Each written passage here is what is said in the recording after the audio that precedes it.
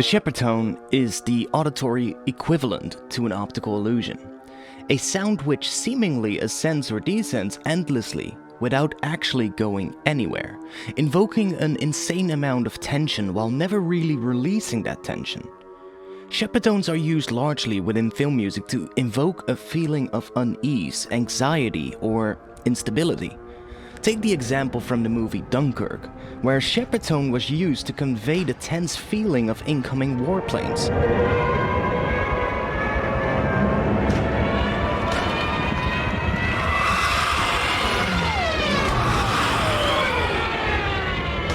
Or the sound from the Batpod vehicle in the latest Batman films, where a Shepard tone was used to convey the feeling of a vehicle speeding up without having to shift gears.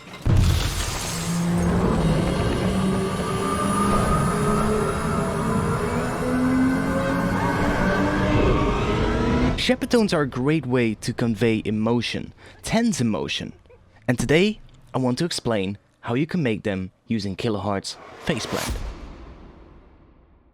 So here we are in Ableton Live. Now, how are we going to make a Shepard tone? Well, I'm going to make a Shepard tone that basically repeats or loops every 16 bars. So I've set up a couple of markers here so that you can see where the loop points are actually happening. Now, I'm going to be using Kiloheart's PhasePlant to show you guys how to make a Shepard tone. So what do we need? Well, we need a couple of things. With a Shepard tone, what you need is a couple of oscillators that are spaced an octave apart, and then you'll have them pitch up or pitch down, of course. Basically, you want to mask a couple of things so that it sounds as if we're always rising and it keeps looping cleanly. So there's a couple of tricks that I'm gonna show you guys today to make your Shepard tones loop better in PhasePlant, but let's just get started, okay? So I'm gonna create a MIDI clip first, and this MIDI clip is going to be pretty long. Let me close this down, and I'm gonna put a MIDI note in here, so let's do F1. I'm just gonna make one long MIDI note. Now, let's open up PhasePlant, and let's create one oscillator. And I want to make this rise in pitch. So I'm going to be using an LFO for this. And I'm going to click right here, load up a ramp up shape, because that's the shape that we need. And then I'm going to choose sync, and I'm going to choose the slowest speed possible. So 4/4, and then bring the first number up all the way up to 64. Now what that means is that now we have 64 beats of time that this LFO takes until it loops, which is exactly 16 bars. Now we will have this LFO loop every of these 16 bars. Now let's assign this to the pitch. So we could assign this right here to the pitch of this, to the master pitch, and you can see it's a little bit finicky to get it to be exactly 12 semitones. As you can see right now, if I hover over it, it says 12.01. What you want to do is right click that range, and it brings up this box, and just type in 12 and hit enter, and now it's set to exactly 12 semitones. So now if I play this, we will hear that this oscillator rises up in pitch over 16 bars, and then when it loops it drops back down to the default pitch, and then it starts rising again. Let me increase the volume a bit here.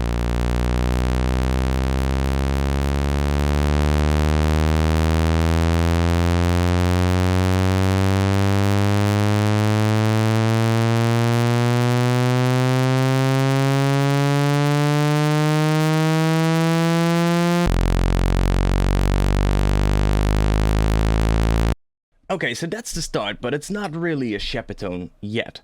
Now, let's duplicate this oscillator, and I'll show you really quickly how to make an actual Shepard tone. So, the actual Shepard tone is made with sine waves. So let's set all of these 4 to sine waves. We have 4 sine waves now, and if I play this, we're just gonna have a really loud sine wave rising in pitch, because they're all set to the exact same pitch. So I want to offset these. So let's say 1 to plus 12, 1 to plus 24, and let's say the last one goes up to plus 36. If you know what those are octaves, right? 12 semitones equals an octave, so spacing these out 12 semitones apart means they're all spaced out 1 octave. So if I now play this, we get this.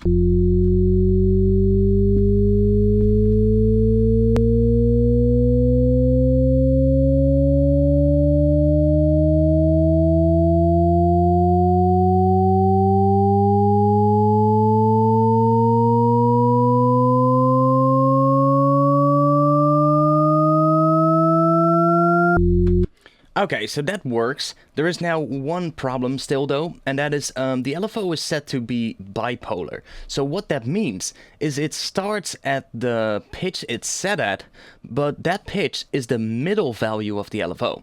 So what happens now is basically it's not playing an F note at the start of the sound. It's actually playing 6 semitones lower, which is half of 12 semitones. So what we want to do is we want to set this to unipolar so that the starting point of the LFO, the lowest point, is the pitch the oscillator is set to. So right now it starts at the basic pitch that we set in the oscillator and it rises up a full octave. So now we actually can hear that the tone starts on F and it rises up until it reaches an F an octave higher, and then it loops again.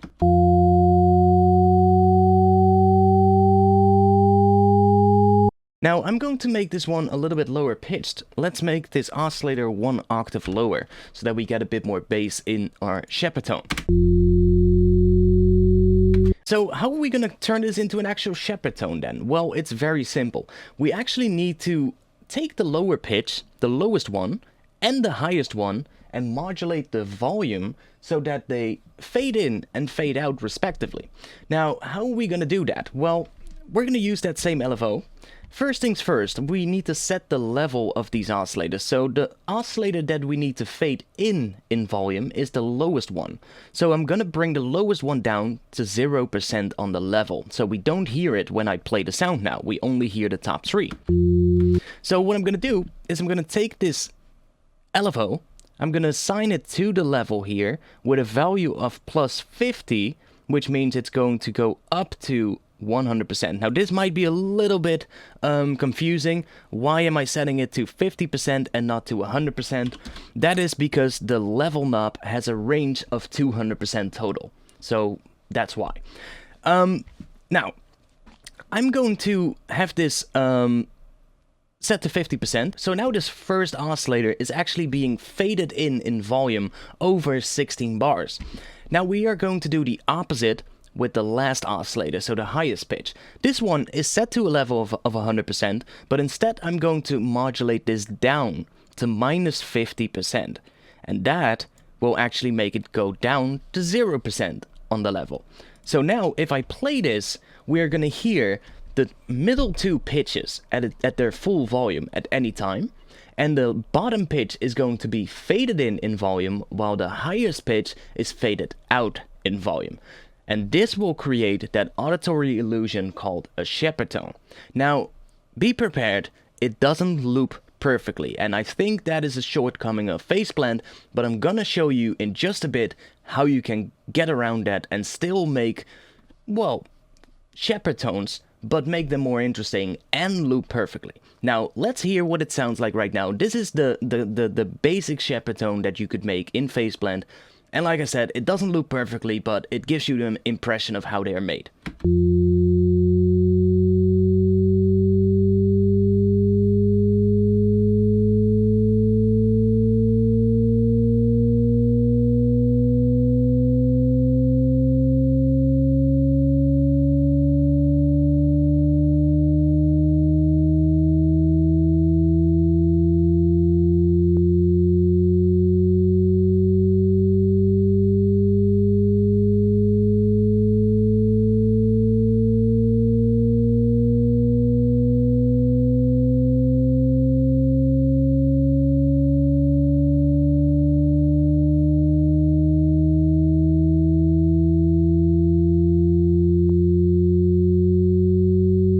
So you can hear, right? It loops, it doesn't change pitches when it loops. We only hear a tiny little click. That is basically the result of this LFO. As we, if we open up this shape, you can kind of see what's happening. We have an LFO point right here at the bottom, and then we have another LFO point right here at the top, and then we have another one here at the bottom. So basically this moment where it goes from here to here is where it goes down in a straight line, and that creates that little click. So there's not really a way around that. We could offset this, but then we get a different loop. Then it kind of just goes down really quickly in pitch, which is also not what we want. So there's not really a way around this. So let's take the entire group away.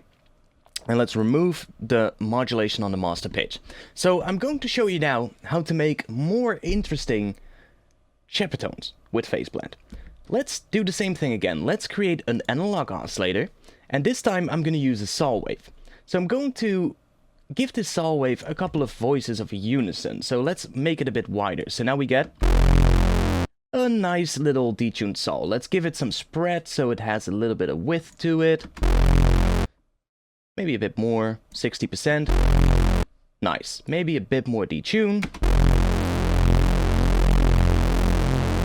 So that's our lowest oscillator. Now let's set up the pitch movement on this one. So I'm gonna take this ramp up. I'm gonna set it to the pitch on the oscillator itself. And why I'm doing this is because I want to make this Shepard tone a bit more interesting. I want to combine a layer that stays at the root pitch and have a Shepard tone layered on top of it. So we're actually going to create a sort of like a blend between a Shepard tone and a drone layered together inside one PhasePlant. I'm going to show you how to do that right now. So take that LFO and have a range of 12 semitones, so a full octave. And now we have this. We just get a rising detuned saw. So now let's duplicate this 4 times, like I did before, and let's space them apart a full octave. So let's go to plus 12 here, let's go to plus 24, and finally let's go to plus 36 on the top one. So now we get this.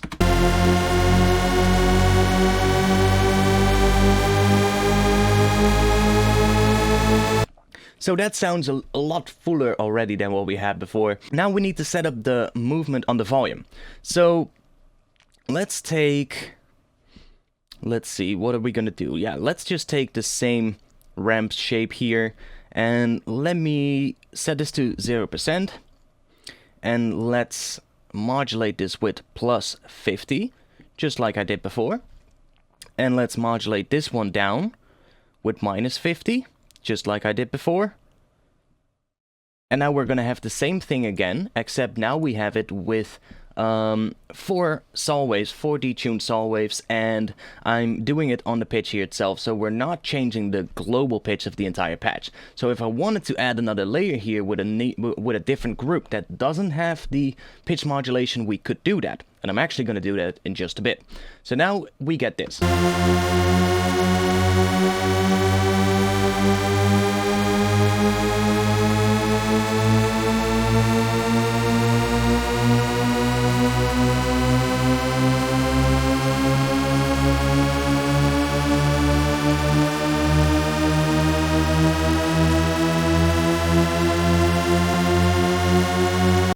So it loops perfectly, but we can still hear that little click. Now, how can we make this into a much more interesting Shepard tone sound? Let's assign another LFO to this patch. So I'm going to create another LFO. This time I'm going to create a ramp down shape. And this ramp down shape, I'm going to make it a rhythmic kind of thing. So let's do, what should we do? Maybe 1/4. And let me make a shape that kind of does this maybe. Maybe goes down a bit like that. And then let's create a filter here. So I'm going to create a filter, assign it underneath all of these oscillators. And let's bring this down a bit. And I'm going to give this a bit of modulation with the LFO. And let's set this LFO to unipolar as well. So now we get this.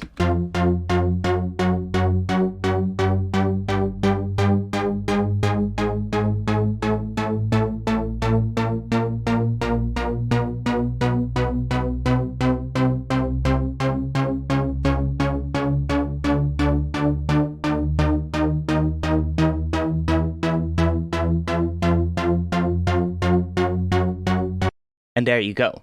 We don't hear the click anymore. So because of that filter modulation, making that modulation slightly more rhythmic, we kind of mask that click that happens at the loop point. And that's what we need, because now we don't even hear that it's looping. It just sounds like an endlessly rising patch that is just playing this rhythmic 1/4 kind of thing. And that's great. It now is a lot more interesting and a lot easier to work with. We could, for instance, also use a ramp up shape. So maybe do something like this. We could also slow that down to maybe do 2/4 and then create a slightly different shape here.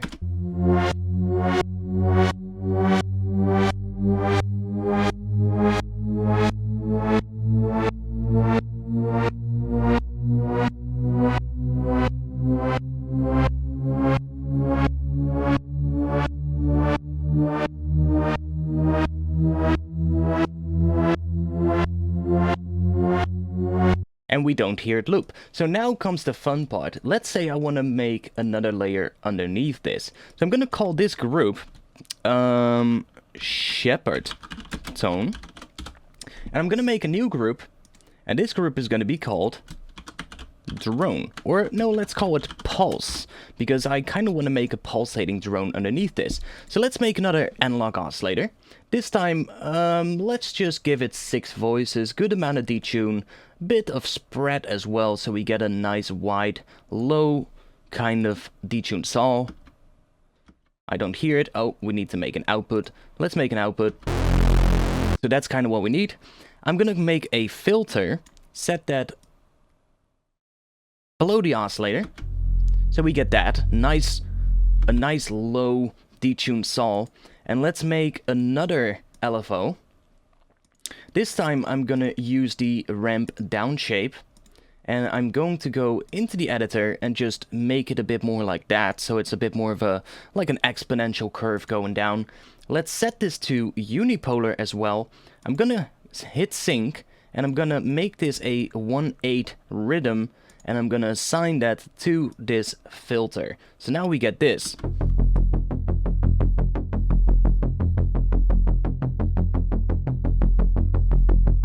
So that's already sounding a bit more interesting. We could add a bit more movement to that using another LFO. Let's say an LFO that goes over 2/4 with a sine wave shape. Let's assign that to the cutoff position just a little bit, and we get this.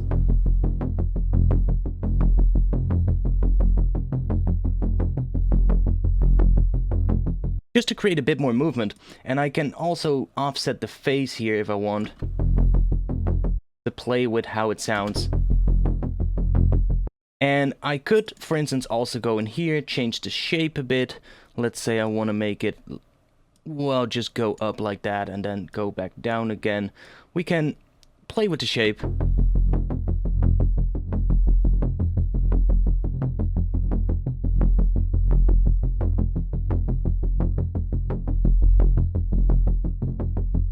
You know what, let's do this, set this phase back down to 0.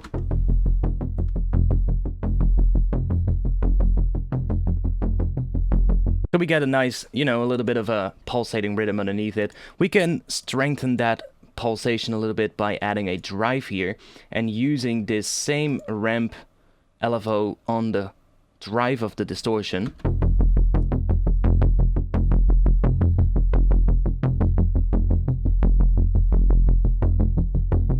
And finally, I could also apply a little bit of it to the level to just make that pulsating kind of rhythm a bit stronger.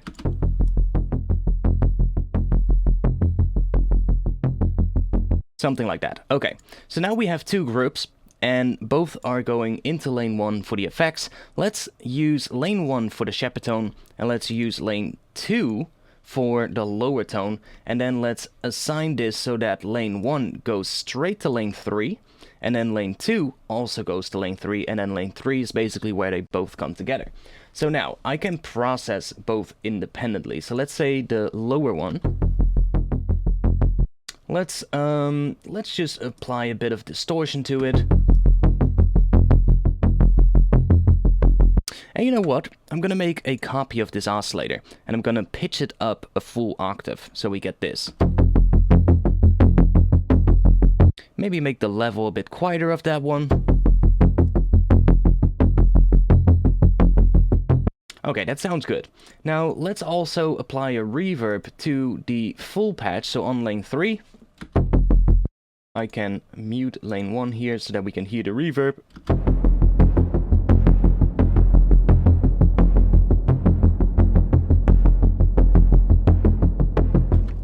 And we can maybe apply that same ramp LFO to the mix of the reverb so that when the plug hits, the pulse hits, it hasn't got any reverb, and then when the plug fades out, or when the volume of the plug goes down, or the filter closes down, the reverb is brought up.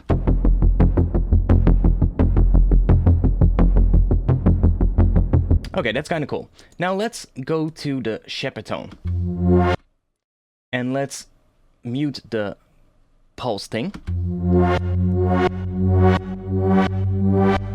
Okay, maybe that modulation on the mix of the LFO of the reverb is not good. That's better. Okay. So I can maybe dampen it a bit more, maybe give it a bit more decay.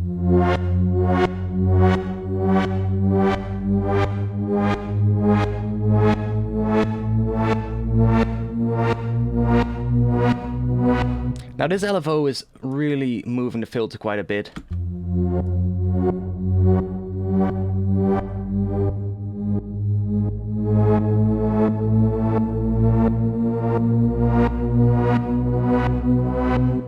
So that works. Now let's listen to both at the same time. So now we're gonna have that. Okay, wait. One more thing I need to do. I need to high pass the Shepard tone itself, because it might have some sub, and we already have a low layer underneath it. So I'm gonna create a high pass filter here.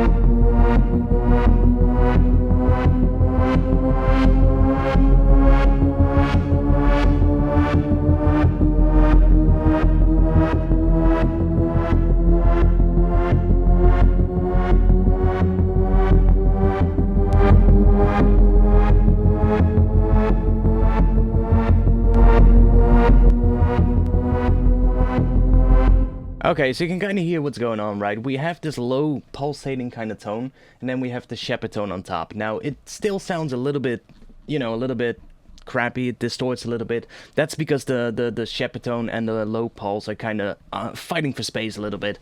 That's alright. Like, if you high pass the Shepard tone enough, you will not get that effect. So it's probably just a matter of maybe high passing this a little bit higher. There's a bunch more things we can do now, though, because we have quite an interesting Shepard tone, but we can make it more interesting, I think. Let's say I add an analog oscillator here. I could, for instance, use this to apply some FM to the entire patch, which would make it sound really weird maybe, but let's see what happens. Let's assign this with +10, or let's do a little bit more. Let's do 25% on all of these oscillators, and let's just see what happens. So 25% on all of these, and we get...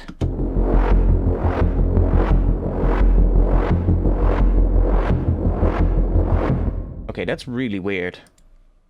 Let's bring this up in pitch. So let's set the harmonic to +2. Okay, so there's definitely a bit of a problem with the pulse.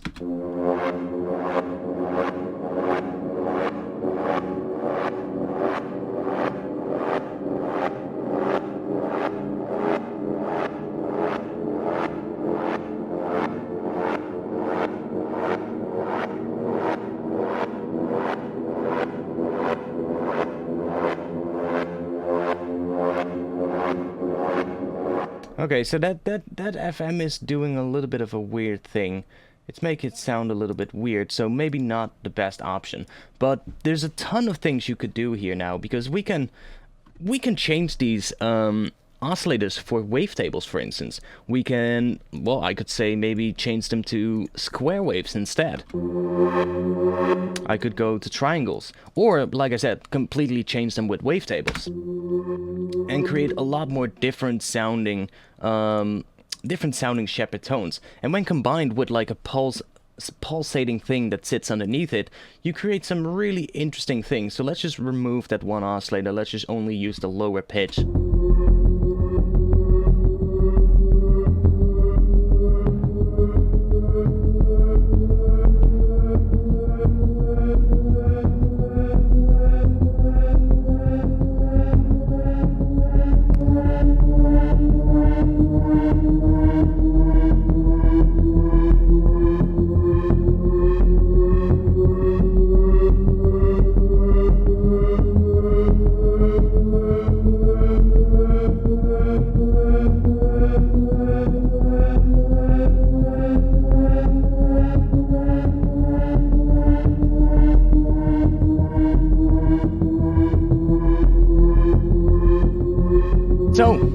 there you have it. That's how you make Shepard tones in PhasePlant. As you can hear, it just keeps rising in pitch. It feels as if the tension is increasing, as if something is gonna happen. And that's right, we're nearing the end of the video. So, thanks all for watching today. I hope you learned something. I hope you learned how to make Shepard tones with kilohertz PhasePlant. Damn, I almost lost a word right there. So, I'm gonna be back with another tutorial about PhasePlant soon. The next one up is going to be... not sure yet. I have one in mind though. I have been working on a track and I've been doing a little vocal effect. I think that'll be a good one for the next video. So if you want to see more of these PhasePlant videos, then let me know in the comments what you want to see, what you want to learn how to do in PhasePlant, and I'll try and do a video about it in the future. Also, I do music production live streams every Friday at 8 PM Amsterdam time, so if you have some time on Friday and you want to tune in, see me work on my own music, see me work on drum and bass, then tune in at Friday on this channel at around 8 PM Amsterdam time. If you get PhasePlant using the link in the description below this video, you will actually also help me out support the videos on this channel.